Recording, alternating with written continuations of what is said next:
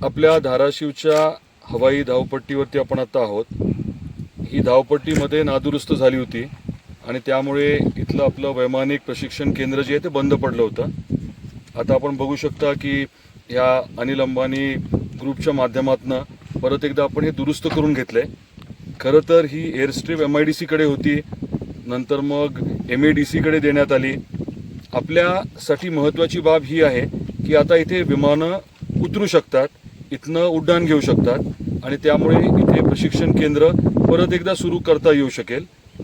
मला मनापासून समाधान वाटतंय की जी एअरस्ट्रीप 70च्या दशकामध्ये आपण तयार केली होती, राज्य सरकारने रोजगार हमी योजनेच्या माध्यमातून सुरुवात केली होती आणि याच धावपट्टीवरती वायुदूतचे विमानं उतरायचे. मध्ये आपण MIDCकडे हे घेतलं होतं मी राज्यमंत्री असताना आणि याची पूर्ण आपण दुरुस्ती करून घेतली, लांबी वाढवली, इथे आपण टर्मिनल बिल्डिंग केली आणि रिलायन्सकडे दिलं होतं. मध्ये आम्ही सांगितल्याप्रमाणे लक्ष जास्त ह्या लोकांनी न दिल्यामुळे आणि आपण पाठपुरावा करून देखील ते ऐकत नव्हते. मध्ये सरकार आपलं नव्हतं, पण आपलं सरकार आल्यानंतर आपण योग्य सूचना दिल्या आणि मागे लागून आता ही एअरस्ट्रीप जी आहे ती व्यवस्थित झालेली आहे. आता जर कोणाला इथे उतरायचं असेल तर निश्चित ते उतरू शकतात. हेलिकॉप्टर उतरायची पण विमानाचं लँडिंग थांबलं होतं आणि त्याच्याबरोबरीने आपण प्रशिक्षण केंद्र देखील लवकरच सुरू करण्याचा प्रयत्न करू. उद्योगाशी निगडीत काय विषय आपण कौडगावला टेक्निकल टेक्सटाईल पार्क जी आणतोय, MIDCने जी अनाऊन्स केली आहे, स्वाभाविकच आहे इथे मोठ्या प्रमाणामध्ये उद्योगपती येणार आहेत आणि उद्योगपतींसाठी वेळ खूप महत्त्वाचा असतो.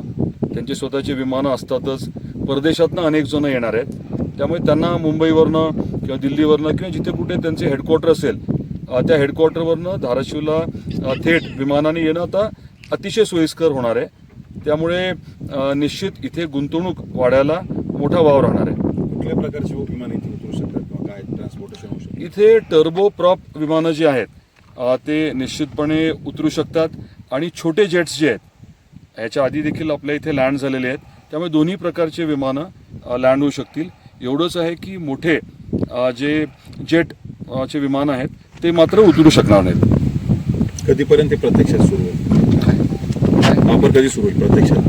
काय कधी उद्या हे सांगतो ना, आपल्या या एअरस्ट्रीपला एअर ट्रॅफिक कंट्रोलने परवानगी दिलेली आहे वापरासाठी. त्यामुळे अगदी उद्या सकाळी जरी विमान इथे उतरवायचं म्हटलं तर निश्चितपणे आपल्याला उतरवता येऊ शकेल. ABP माझा, उघडा डोळे बघा नीट.